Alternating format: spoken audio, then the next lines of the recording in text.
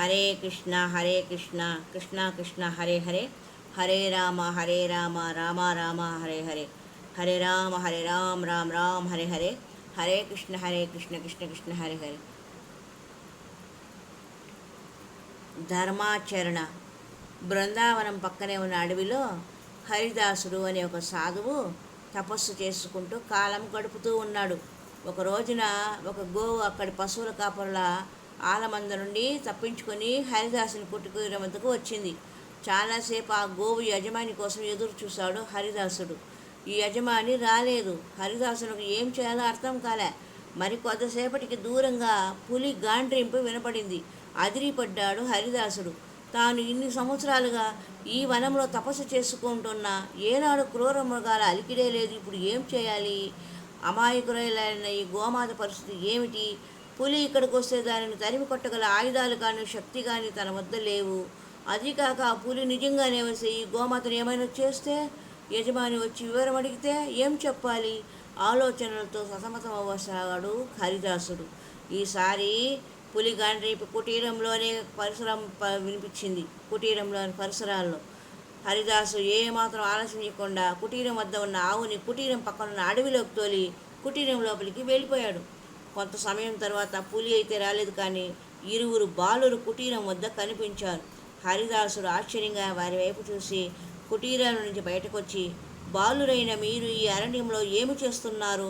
త్వరగా లోపలికి రండి. దూరంగా పులి అరుపు వినపడింది. తర్వాత ఇక్కడ దగ్గరలోనే వినపడింది. అది ఏ క్షణానైనా ఇట్లా రావచ్చు అన్నాడు కంగారుగా.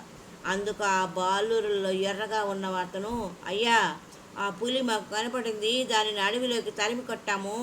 ఇప్పుడు మేము ఇటుగా వచ్చిన మా మంగళను వెతుకుతున్నాము అన్నాడు.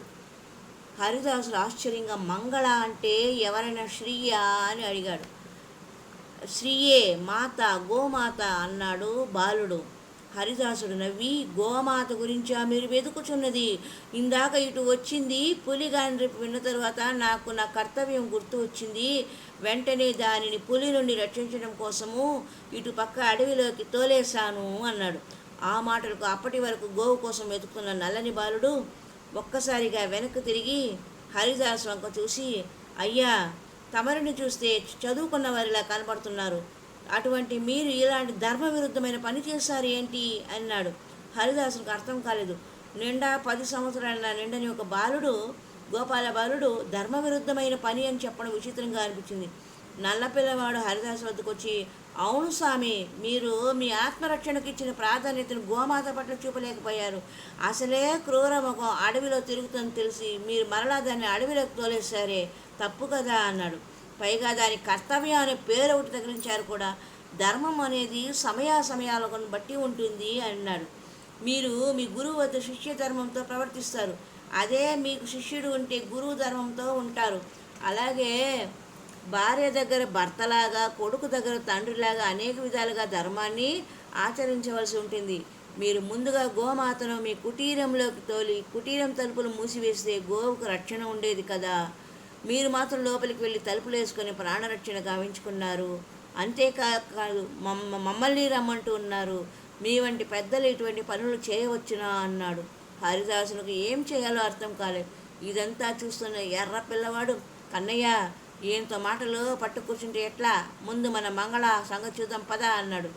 నల్లపిల్లవాడు గొంతెత్తి పెద్దగా మంగళ మంగళ మంగళ అని పరిచాడు. ఆ పిలుపులకు దూరంగా అంబా అంబా అంబా అంటూ సమాధానమిచ్చింది గోమాత మంగళ. కొద్దిసేపటికి మంగళ వీరి వద్దకు వచ్చింది. హరిదాసుడు పరీక్షగా నల్లపిల్లవాని వంక చూశాడు. నల్లనివాడు, పద్మనయనములవాడు హరిదాసుడు వెంటనే 2 చేతులు ఎత్తి కన్నయ్యకి నమస్కరించి, స్వామి, నాకు జ్ఞానోదయం కలిగించడానికి ఇలా బాలుని రూపంలో వచ్చావా కన్నయ్య? ధన్యుని అయ్యాను అన్నాడు. కన్నయ్య ఎర్ర పిల్లవాడు ఇదేమీ పట్టించుకోకుండా గోమాత మంగళాన్ని తోలుకుంటూ బృందావనానికి వెళ్ళిపోయాడు. హరే కృష్ణ కృష్ణ కృష్ణ హరే హరే, హరే రామ రామ రామ హరి హరి. ఇది మన కన్నయ్య లీలలు భగవద్గీత. హరి ఓం తత్సత్.